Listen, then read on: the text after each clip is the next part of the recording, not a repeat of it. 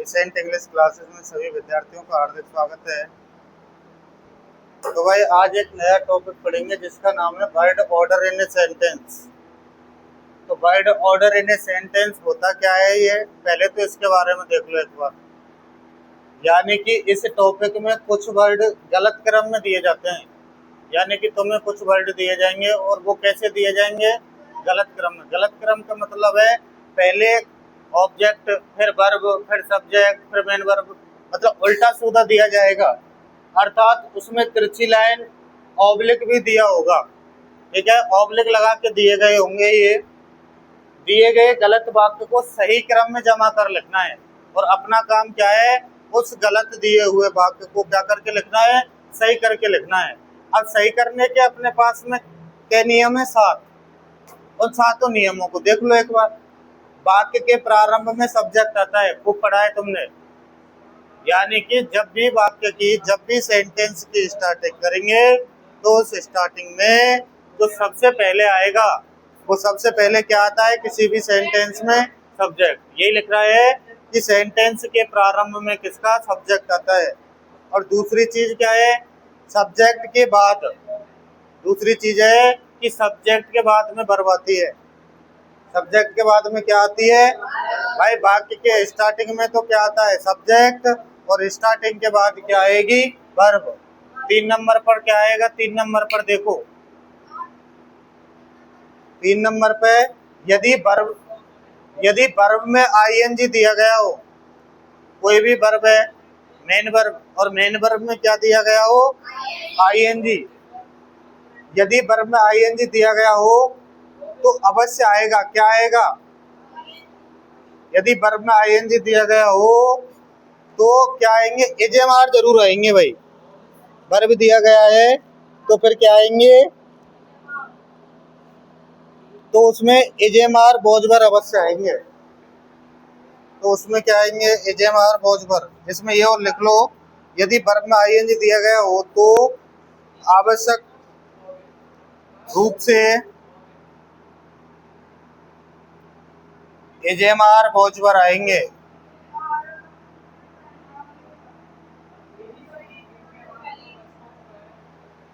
अच्छा ये लिख दिया मैंने, अरे लिख दिया है वो तो ये रहा। तो यदि वर्ब में आईएनजी दिया गया हो तो हेल्पिंग वर्ब एजेएमआर बोझवर अवश्य रूप से आएंगे। बात समझ में आ गई कि नहीं आई पूरी, ये पहले ही लिख रहा था भाई, ठीक है, मैं भूल गया था। यदि वर्ब में आईएनजी दिया गया होता है तो हेल्पिंग वर्ब के रूप में कौन कौन से आएंगे, एजेएमआर। और चौथा नियम है मेन वर्ब के बाद में क्या लगाना है। 5वां नियम है ऑब्जेक्ट के बाद क्या आएगा, शेष वाक्य जो बच रहा है। 6वां है अगर वाक्य में नोट दिया गया हो तो वो कितने नंबर पर आता है, तीसरे पर। और 7वां लास्ट नियम है यदि वाक्य इंटेरोगेटिव हो तो WH वर्ड के तुरंत बाद हेल्पिंग वर्ब आएगा तथा हेल्पिंग के बाद क्या आएगा, सब्जेक्ट। इंटेरोगेटिव सेंटेंस तो ध्यान है ना भाई, इंटेरोगेटिव का फॉर्मूला क्या होता है, सबसे पहले क्या आता है, WH के बाद क्या आता है, हेल्पिंग वर्ब के बाद क्या आता है, सब्जेक्ट के बाद क्या आता है, नोट के बाद क्या आता है, वर्ब के बाद क्या आता है, ऑब्जेक्ट के बाद क्या आता है। बस सेम यही है 7वां नियम। यहाँ तक बात क्लियर है। अब चले एग्जाम्पलों पर, इतना नोट कर लो और इसके बाद बात करेंगे एग्जाम्पल्स की।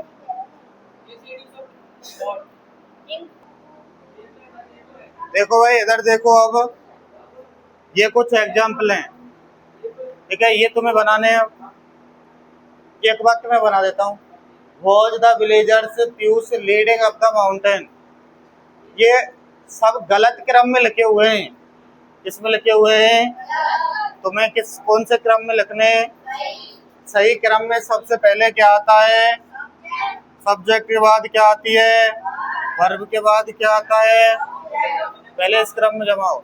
अब ये लिख रहा है watch the villagers Piyush leading up the mountain, इसमें सब्जेक्ट क्या है, वेरी गुड।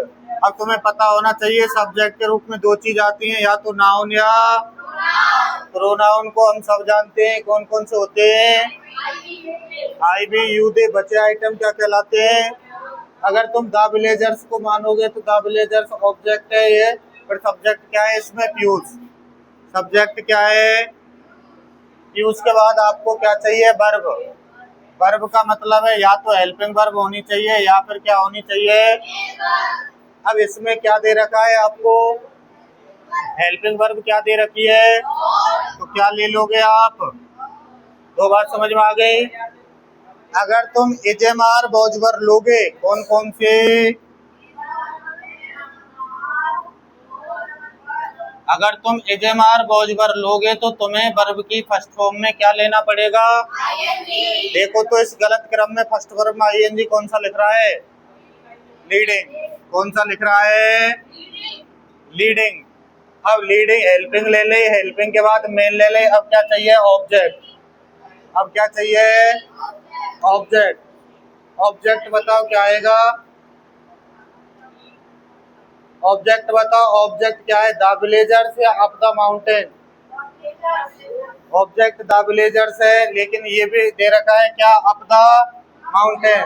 तो पीयूष वॉज लीडिंग, पीयूष क्या कर रहा था? लीड कर रहा था अप द माउंटेन। किसके ऊपर? अप द माउंटेन के ऊपर द विलेजर्स।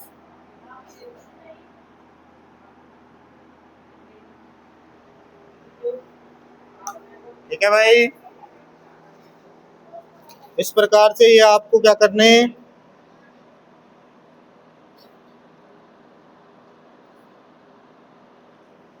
ऑब्जेक्ट को लो है पहले, ठीक है, इसके क्रम को चेंज कर लो।